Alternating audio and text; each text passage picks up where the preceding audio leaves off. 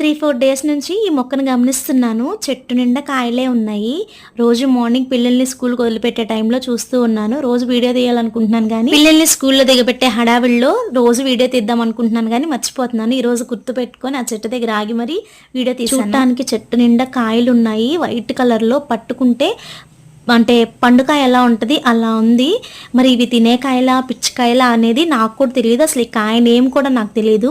చెట్టు చూడంగానే చెట్టు నిండా కాయలు కనిపించలేకే వీడియో తీయాలనిపించింది. ఈ చెట్టు ఆకులు చూస్తే నాకు రేగ్గా చెట్టు ఆకుల్లాగా అనిపించాయి. దగ్గరికి వెళ్ళి చూస్తే కాయలు మాత్రం చాలా చిన్న చిన్నగా ఉన్నాయి.